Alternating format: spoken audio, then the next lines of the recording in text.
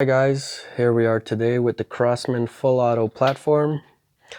We got the DPMS Panther Arms SBR, the Bushmaster MPW, and the newly released Crosman A4-P. So I was just gonna do my mix and match, slap all these accessories on and go, hey, look at what I got. And then I was preparing that and I realized that those videos, there are a dime a dozen on YouTube. There's a whole bunch of people putting everything they got on their Crosmans and then, oh, look at what I modded. There's no mods. They just accessorized. I'm not blasting. I enjoyed all of those videos because if you're like me, if you're a collector, if you're an airgun enthusiast, if you're a plinker, if you're in it for the training, if you just want full auto, this platform is the answer to all your wishes. So instead of doing all that accessory, we're just gonna, get into the basics and review this, compare them, and I will probably have another video in the future getting more in depth into the intricacies of all these different models. So to kick this off, what's the difference between all of these full auto series AR/modern sporting rifle platform? There isn't much difference. The major difference, it's all about aesthetics. If you're wondering which one is stronger, which one's more powerful, which one shoots straighter, they all shoot the same. The R1, the SBR, the MPW. The only thing performance-wise, plinking-wise, accuracy-wise, difference between all of these models is gonna be your 6-inch barrel. The inner barrel on the A4-P, is about 6 inches. The inner barrel on your Bushmaster and the SBR and the R1, they're about 9 inches. So that is the only difference you're gonna get out of all of these different models.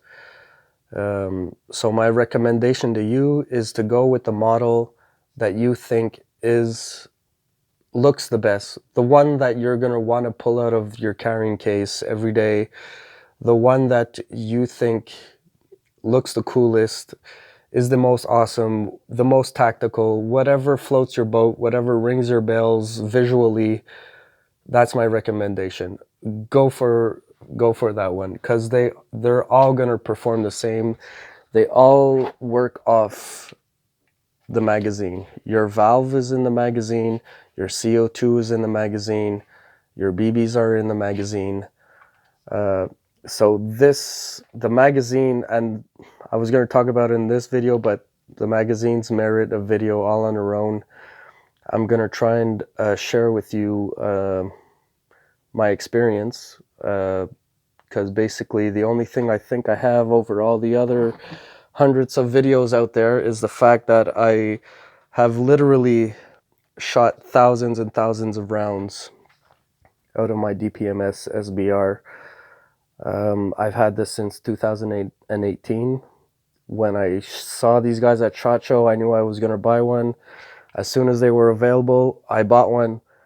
And in 2018, there was only the DPMS SBR. Then they came out with the Bushmaster. I got this because I figured even if it has this molded piece of plastic thing, I still wanted to get the mil-spec buffer tube. And if the rest was just secondary replacement parts, I was fine with that. So I bought that. I resisted getting an R1. They have that bluish grayish tint, which is amazing. They also have that Stars and Stripe version with the red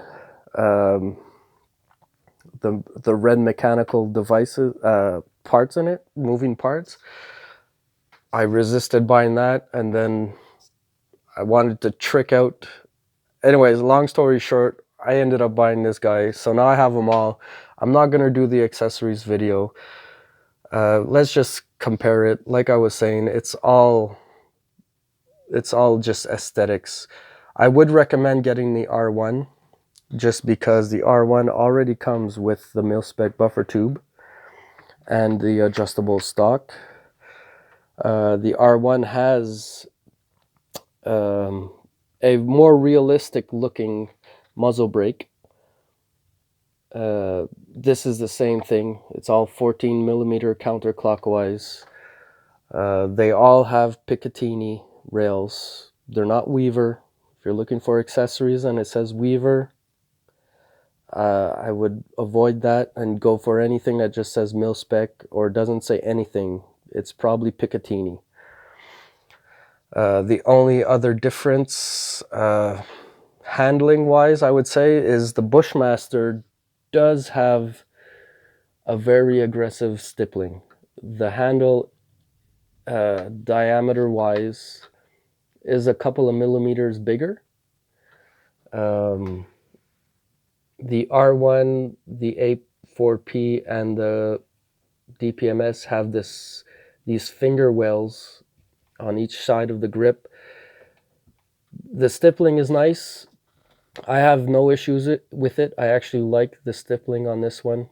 But if you have bigger hands, sweaty hands, you like aggressive texture, then the Bushmaster's handle might be for you. And of course, like everything else on these air guns, the grips are AR compatible, mil-spec compatible. There are videos out there. I'll put a link in the description to, I guess, I'll look through the videos. I'll see which one actually covers the intricacies of swapping out a grip. But considering mods on these accessories, I have not yet fiddled around with the grips. So other than that, they're pretty much all the same. I would recommend this platform, any version of it.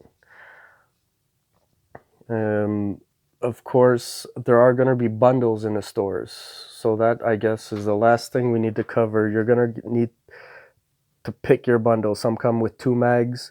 The DPMS, you can get them with the pop-up sights. You can get them with the red dot. There's the angled foregrip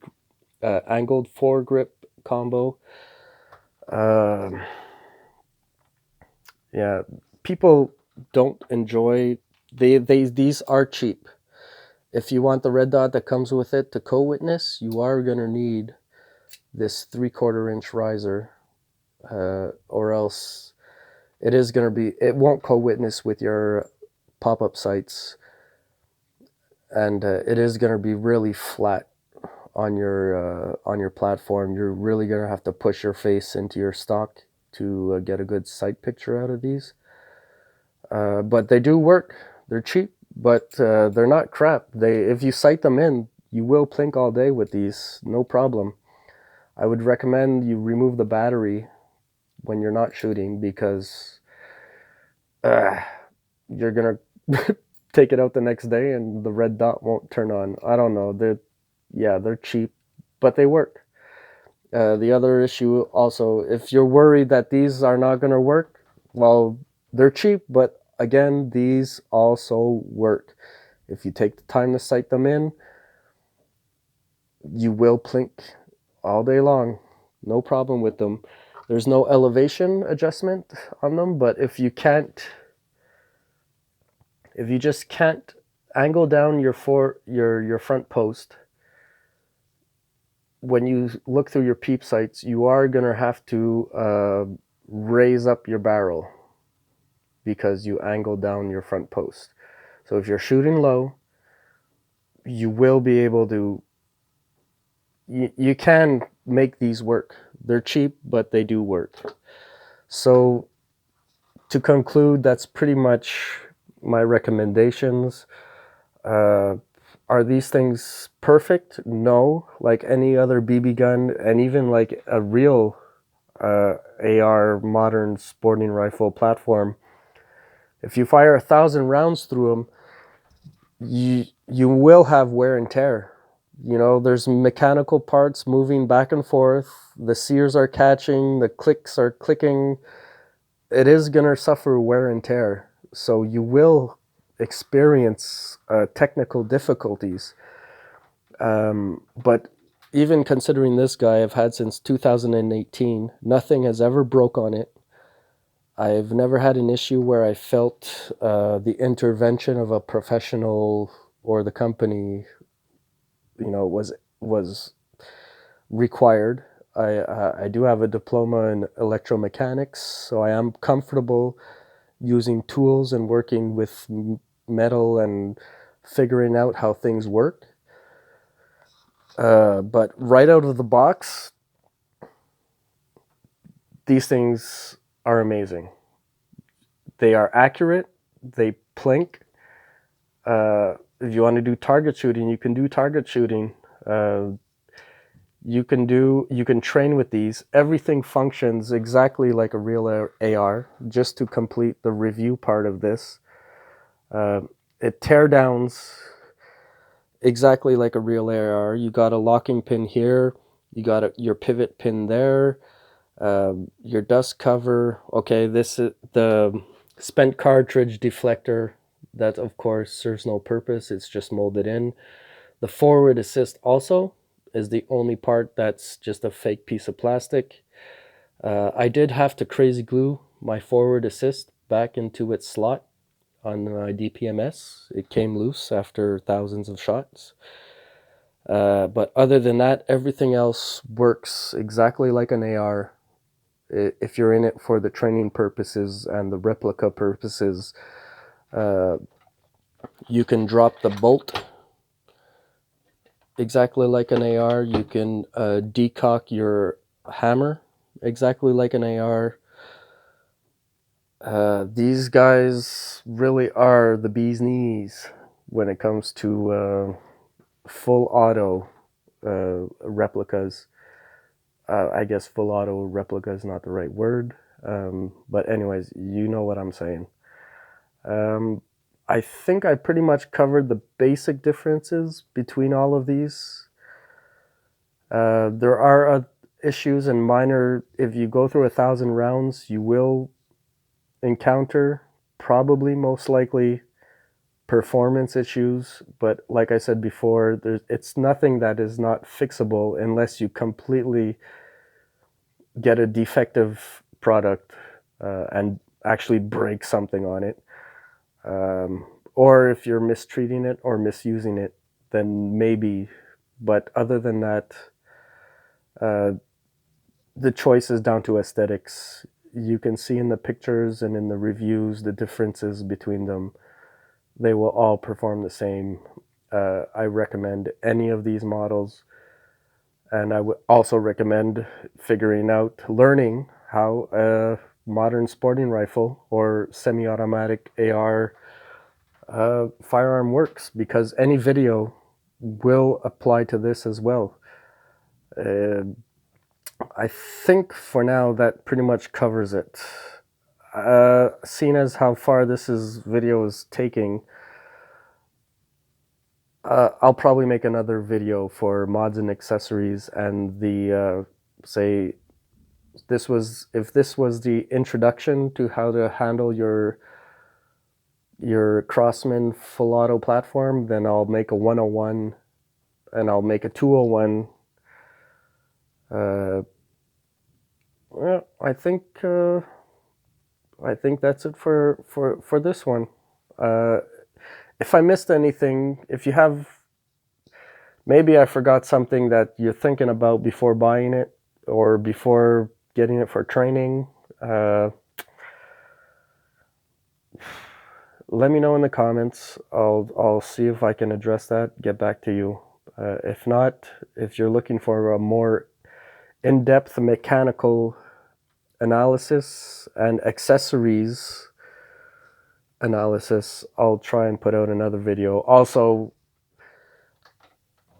going through all these takes for this, I'm gonna make a video about the magazines and hopefully settle and help everybody having issues with these guys right here, because it's nothing too hard to fix. You just got to follow some basic steps and have some troubleshooting, you know, mechanical knowledge, and it's not a mystery.